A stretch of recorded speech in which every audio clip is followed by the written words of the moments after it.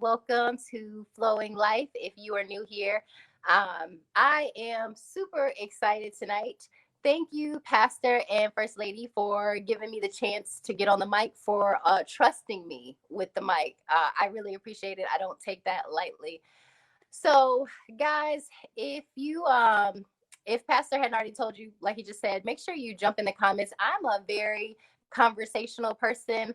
I like talking, and I like people that talk back. So if I say something tonight that really resonates with you, give me some snaps in the comments. Y'all that know me know I like to snap. I don't clap. So give me some snaps in the comments, or if I say something that really resonates with you, drop it in the comments. Join in the conversation. Like Pastor said, we always want to hear from you guys. So just definitely help me tonight and jump in those comments because we want to hear from you. So I don't have much, but I'm hoping what I do have for you is able to help you in some type of way. And so last Sunday, Pastor started and he gave us the scripture, Jeremiah 17:7.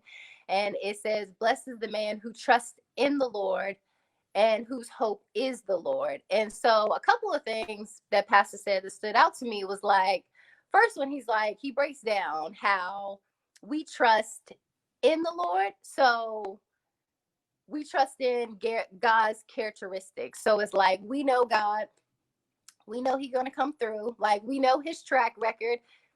He don't need a co-signer. His credit good. Like, we know God, he's good. He's going to come through for us. So we trust in his characteristics. Okay, I was like, I got that. He said that, our hope is the Lord. So we trust our hope is God himself, period. All right. Okay, Pastor Ty, I got you on that. I can feel you on that one. He then says that some people will turn around and rebuke what God is doing because, as Pastor like to say, he comes back door and does things a little bit differently, and we're not used to that. So we're like, that can't be God. That's not God. I was like, all right, Pastor, I'm there with you too, because I think I probably did that last week. Okay. And so then he says that 2020 came and it really shook up some people's foundation. Like, it shook our foundation. It literally changed the way we did everything. And I was like, yes, Pastor, that is exactly what happened. I know a lot of people, and I can speak for me because I know me, a lot of people and myself, we had a thing going. Like, we had this thing down packed. Like, we had a structure that we were going by. Like, we knew what the day was going to look like. We had our schedules. If you're anything like me, like, you got your schedule, you got your day planned out, you know how things are going to go.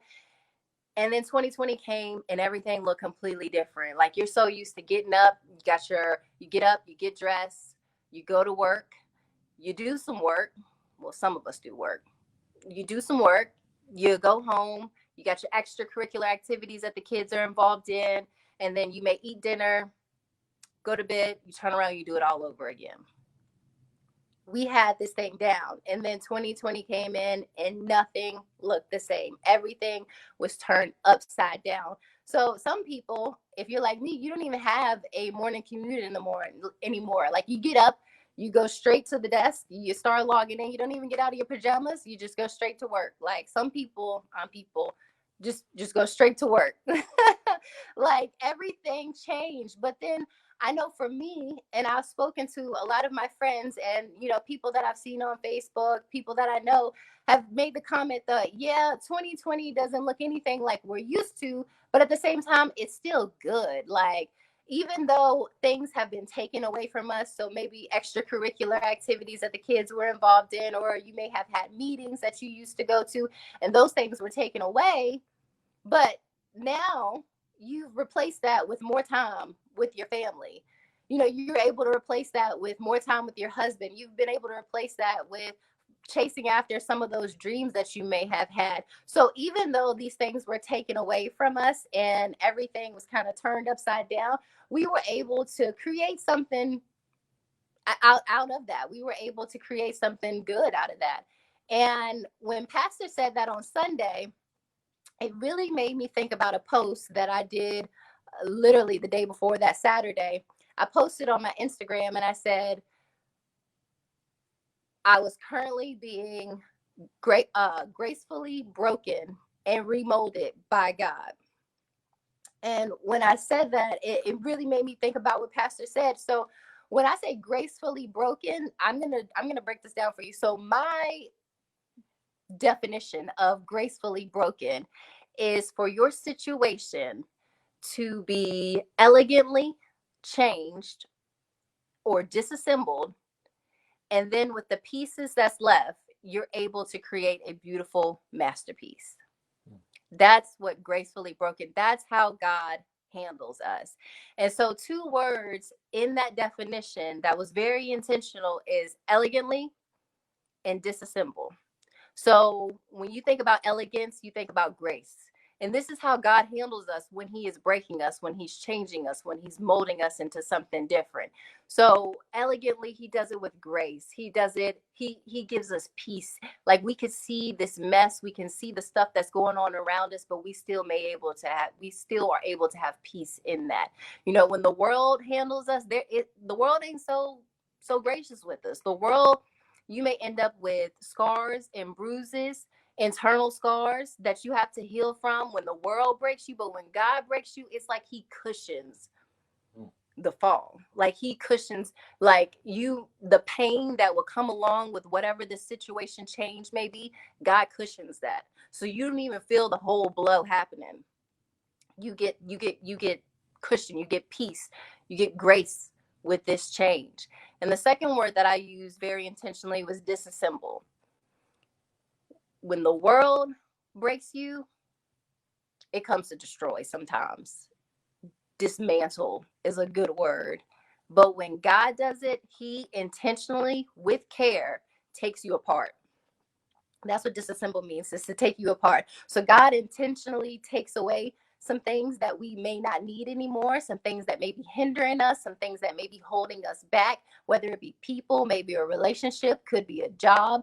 So whatever it is that's holding us back or that we may not need anymore, or whatever the situation may be, God intentionally but carefully takes it apart. And with the pieces that is left, with that, you are still able to create something beautiful. You're still able to create a masterpiece. And so when I thought about being gracefully broken, an example that God brought to mind was the story Ruth. I know we've all heard the story and we think about it as like a love story, Ruth and Boaz. We've heard that before. But when God showed it to me, he showed me Naomi, which is Ruth's mother-in-law, being gracefully broken. So let me tell you this story. So the story starts with Naomi, her husband, and her two sons, and they are in Bethlehem. They moved from Bethlehem to Moab. So they uproot their family, they move. So when they get to Moab, they're there for a little bit, and then Naomi's husband dies. That is a foundation shaker. Naomi's husband dies. Okay, so now she's left with her two sons. Her two sons get married, so she has her two daughter-in-laws.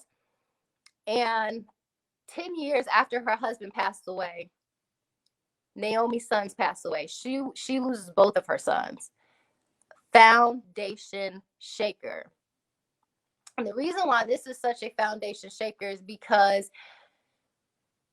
Naomi, this is in a time where women can't own land. Women, everything that is done is ran through the man of the house. So if you don't have a man in the house, it goes to the son to run the house. And if you don't have a son, it goes to the next of kin. There are no men. There's no men in her family anymore. Her providers are now gone. And so she's left with her two daughter-in-laws.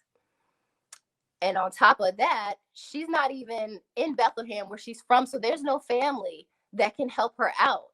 So everything that she's known is gone. Everything that she's used to is gone. Her foundation has been rocked. She's been shaken. And so you have Naomi, who's left with her two daughter-in-laws. And so she's like, all right, I got to go. I got to leave. I'm going back to Bethlehem.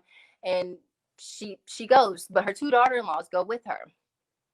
Okay, so they're on the road, and then all of a sudden, well, not all of a sudden, but Naomi's like, girls, turn around, go back home, be with your families, find some stability, find a marriage, get married. You know, there's nothing I can do for you. I can't have a son and you wait for them to grow up, and you know that it's just not going to work. Like, girls, go back home. And so one daughter-in-law is like, okay, I'm gonna go back home. So she decides to go back home. But the other daughter, Ruth, key piece.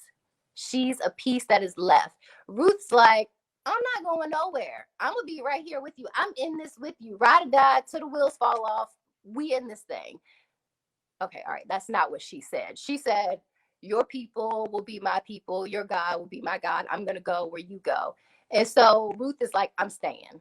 Ruth is a key piece because at this point, I looked it up. Naomi's got to be about 50 or 60-ish, but like Naomi is at the point where she's not going to working in somebody's barley field. So when they get back, Naomi, they still don't have a provider. They still don't have a man, but God decides to come back door and use something that Naomi would have never have thought to be her provider. And Ruth now becomes her provider. Key piece. Naomi was ready to send Ruth back home. Naomi had told her to go back and be with her family. But no, Ruth decided to stay. And she's a key piece that God had left in her situation to help take care of her. Ruth goes out in the fields and she works. She's able to bring back enough barley to take care of both of them. Neither of them went hungry. Neither of them wanted or needed for anything. And so she was fully taken care of by Ruth. And so that was a key piece that God had left in her. So what, like I said, look around you. What do you have around you? Look at the people that are left from that situation and see what you can build from what you have left. Another key component that God was able to use for her. And the thing is, when you're looking at the pieces that are left, look at what the world may not look at as valuable. So Naomi still didn't have any land. She still didn't have a man in her in the family, and Ruth was taking care of her, which, like I said, looked completely different from what Naomi had ever been used to. But something that the world may not have thought about it as valuable, or Naomi may not have seen as a key piece that was left, was her wisdom. She had wisdom in her relationship with God. Because of that, Naomi was the one who was teaching Ruth how to handle herself when she's out there in the barley fields. You know, Naomi's like, Ruth, make sure you stay next to the women. You know, she's putting her on game. Stay next to the women that are out there, you know, work hard, she's giving her specific instructions. Because of Naomi's relationship with God and her wisdom, she's able to tell Ruth how to handle herself, but she also gave her clear instructions on how to approach Boaz to be their family redeemer. So the thing is, you always hear about this story, Ruth and Boaz, and it's a love story. But it was Naomi that was putting Ruth on game. It was Naomi who was the one who was out here telling her, like, she gave her specific instructions as to what to do. She said, make sure he's had enough to eat, make sure he's had enough to drink. And when he goes and lay down, that's when you go.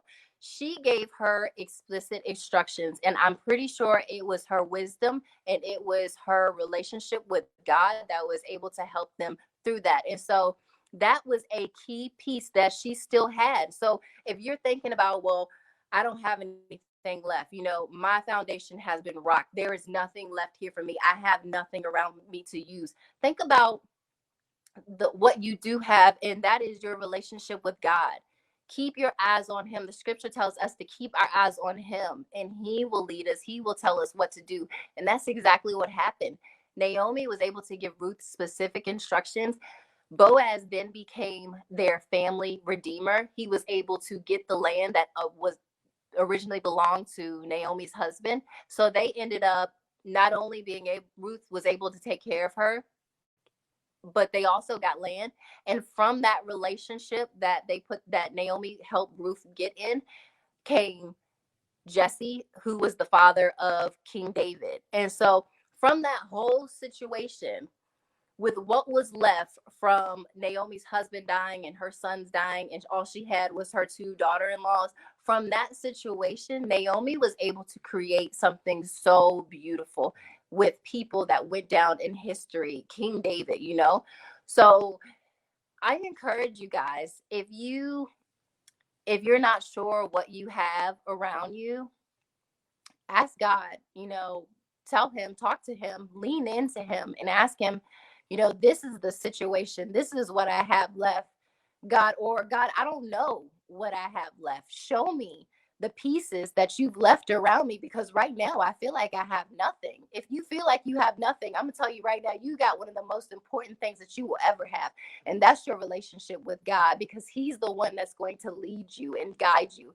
And so that's why you should ask him, God, what is left around me? What pieces did you intentionally leave here for me to use?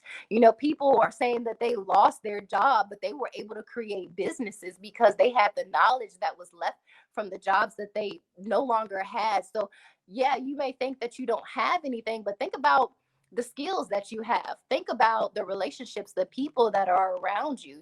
Are you supposed to be pulling on them right now? Are you supposed to be asking them for help right now?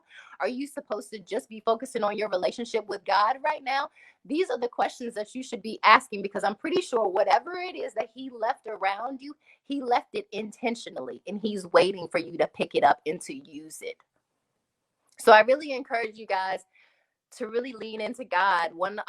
If you keep reading in Jeremiah 17, verse 8, says that we're like trees planted along the riverbed and our roots run deep. I'm paraphrasing right now.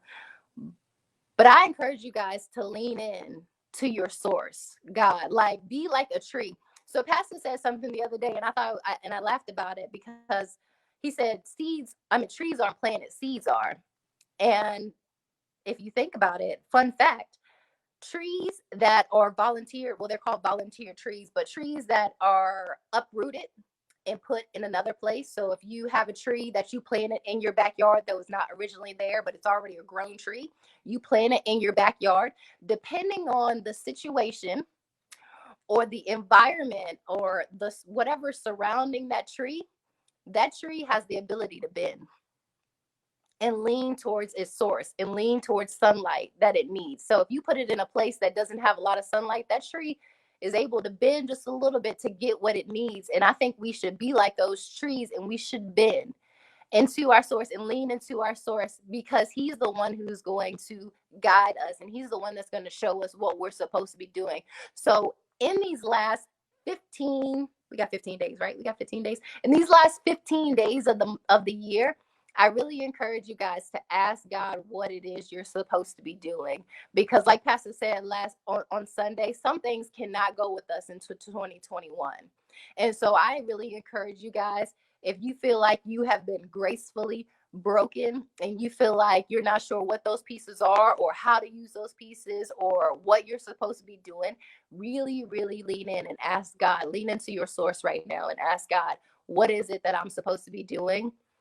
What's around me? What's in my mouth? What's in my hand? What knowledge do I have? Give me the wisdom to walk this thing out, because I'm pretty sure, like I said, there is something left from that situation that you thought was dead that's going to be able to help you succeed in 2021. So that's all I have for you. I hope you were encouraged by it. I hope you guys just take what you have left and run with it, because like Pastor said, 2021 is going to be a good year for us. So